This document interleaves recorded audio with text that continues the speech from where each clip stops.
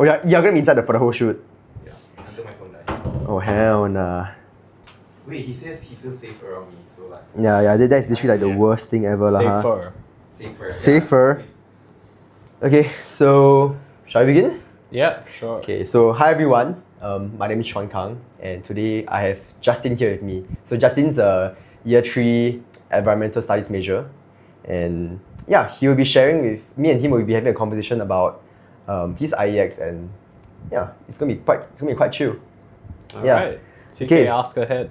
Okay, so let's just start it off. So yeah, Justin, please give me a brief overview of your IEX project. The community, the problems that you addressed in your IEX, as well as the main solution and intervention that you actually did. Okay, so for IEX, we actually headed to Thailand, the eastern part, in this small little area called Bang Sen. It is a coastal community that relies heavily on seafood farming, on ecotourism that's by the beach, and we personally actually collaborated with the Khao San Mok community, which handles oysters and oyster shells. So what they're actually doing is they are taking shells of shackled oysters, which they sell to tourists, and crushing them into a fine powder that they then mix with ceramic and then produce pottery that they then sell to artisanal retailers or perhaps hotels. So our challenge was trying to expand their reach, understandably, because it is a small town and a small business. Publicity is key. Finding your retailers, finding your buyers that will be interested in a product that's marketable. So we felt like the gap that needed to be addressed is almost a more robust marketing system that we thought we could provide because we have the technical skills to create websites, posters, and to communicate a lot of the concepts that were initially in Thai to a wider English-speaking audience. Nice. Okay. Alright, so let me move on with my so let me move on to my first question. So I was quite curious. One of the biggest reasons why I chose you to interview is because I'm going to be embarking on an environmental project, because I'll be going to Bali and I'll be actually interacting with so basically my IEX group, we are planning to actually create this computer vision model to actually identify fish species, which means that I will be actually interacting a lot with the environment. And when I was reading your exit report, I actually realized that you wanted to actually use the oyster shells to actually calcinate it and to basically prevent the algae bloom, or to aka fix the environmental issues in the area. So my first question to you is, when your group was actually thinking about this whole process, what assumptions did you all make about the local community and their ability to actually solve their own environmental issues? Because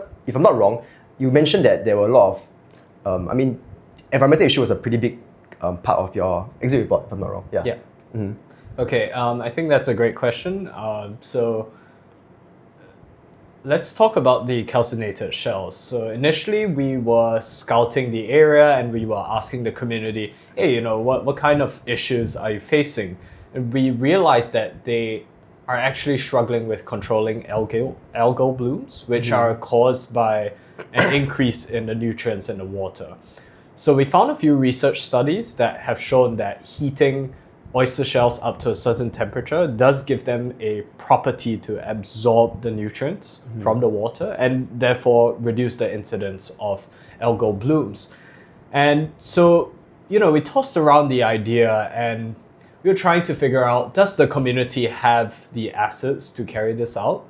And after about a week of deliberation and talking to the community stakeholders, talking to professors, and trying to understand the landscape of what kind of infrastructures are available, we realized that unfortunately the equipment is not there to carry a calcination procedure out at such a large scale. I see, yeah. So because of that, there was a reconsideration of what kind of solutions we could then use, which is why we swapped to a more Ecotourism. marketing ecotourism Yeah, approach. approach. I think for your concept, where you've talked about identifying fish using the computer systems, I think what's great is that you're bringing in an asset that may not be present in the community, which I would presume is your just knowledge capital and also the funding that you could potentially tap on from NUS's side. I do think that the locals will probably have a very rich knowledge in the local species, and that can be very difficult to obtain from a more broad search from the web. Correct. Yeah. So I encourage you to speak to some of these locals and try to understand maybe, what kind of knowledge they're holding. I see. Can I ask, were the locals very, how do I phrase this? Did they view the environmental issue to be a very, very big thing, such that it was affecting their livelihoods? Because I'm just curious, because I feel like if I were to embark on my IEX project, and if I were to show up on someone's local community and be like, hey, I think that there is some environmental issue here, and I feel like I do have some solutions that I could solve. But then my concern is that I do not want to be someone who will just intrude onto your area and be like, I have a solution for you. I can solve your problems. But maybe you might not think that this might be, maybe the other party might not think that this might be a very big issue. So yeah, I was just wondering whether you had any obstacles when you were bringing this up.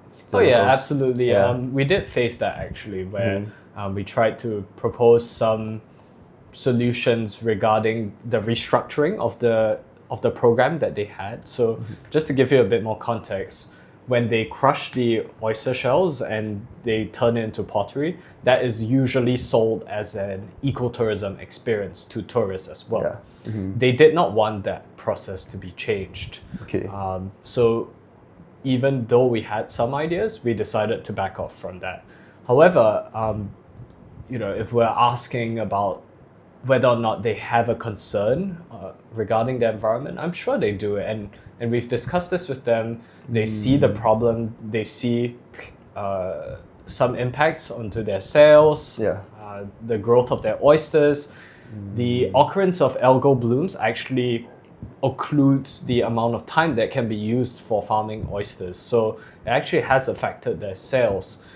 I think what you're approaching at is perhaps the importance of engaging with the community, making sure that they feel that the solution is effective to them rather than a solution that is imposed upon them. And I think what's important to take note of, in order to obtain a solution that incorporates their opinion, is firstly stakeholder engagement, getting to know what they think about the solution.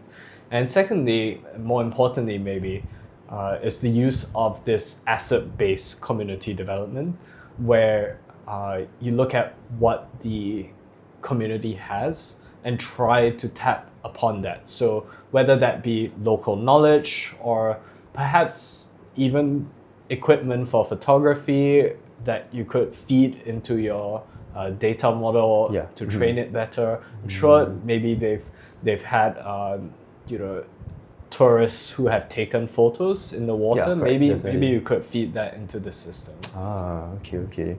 All right, thanks. Okay, so I'll move on to the second question.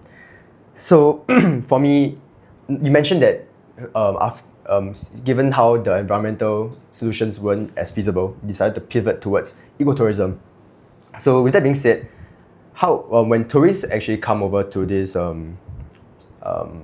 sites, how would you prevent these tourists from viewing the community through the lens of pity or a place that needs to be saved?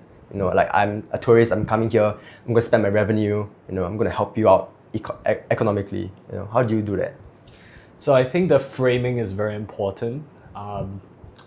While tourists can bring in a lot of capital and they definitely have the economic leverage, I think what's important is to frame the ecotourism experience as something that perhaps you could take pride in and something that offers an experience that money could not buy. And so for us, this comes in the form of creating just very traditional artistry through the pottery, or it could come with the experiences and the dialogues that they experience with the shop owners, which I think are invaluable experiences that money truly cannot buy. Well, in this sense, Yeah. in the ecotourism sense, you could buy it, but there is a level of respect from Correct. the tourists. Yeah. And so I think that helps to keep that mindset in check as well. Okay. All right. So now move on. So do you think? So the thing is, given how you pivoted to ecotourism when you actually wanted to start out on environmentalism, I was just curious because tourism is heavily linked to environmental degradation. Yeah. So yeah, I was just wondering whether is there any contradiction, in promoting tourism to a coastal village that actually was experiencing some form of ecological damage due to whatever you've mentioned. Yeah, so I think in this scenario, because it is an eco-tourist attraction, it is a bit different in the sense that the tourism doesn't exactly lead to environmental degradation. In fact, it almost helps them with adapting to the environmental degradation. As previously mentioned, there is this issue of algal blooms and therefore a decreasing production in oysters, right? Because we didn't find the resources to reduce the incidence of algal blooms, this ecotourism venture is meant to provide them an alternative source of income so that they are not reliant on farming oysters. So that helps them because they are no longer limited and restricted by the algal blooms that are occurring in the area. Yeah. While it would be great to clear out, these people have livelihoods that depend on them. And so this ecotourism venture, I think, provides them that additional income stream, and it also raises awareness of their environmental situation to tourists that are crossing through. Okay. Wow. So it's benefits for both parties, the environment side and as well as income side. Okay. So I do have one final question for you. So yeah. So basically, my IX project would be about developing computer vision and machine learning to actually identify fish, to track the fish population and to actually basically maintain the corals and the fishes in the areas. So given my IEX project, what are some words of advice or any advice for me when I embark on it? Anything I should look out for? Yeah, I think firstly, maybe consider, again, like I've mentioned before, what kind of assets the community can provide. I think that incorporating their opinions is very important because it gives them a slice of ownership. Secondly, I think capacity building is important, making sure that either a party or the community itself can take over your project and still have it viably running. So often is it the case that teams that go out and they produce a very technologically complicated solution are unable to maintain that longevity or continuity. So always keep in mind that the community is your target audience and will be your users in the future. And then I think lastly, just come in with an open mind, have fun, but also make sure you're listening to the community.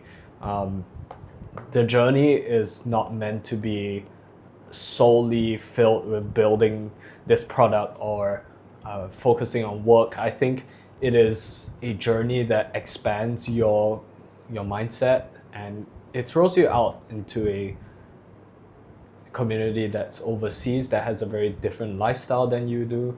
And I think there are nuggets of truth to be learned from that. Wow. Okay. Yeah, I think that's about it for our short interview/podcast. So I'd like to thank everyone. I'd like to thank Justin for being here. Happy to be here. Yeah. Cut. All right.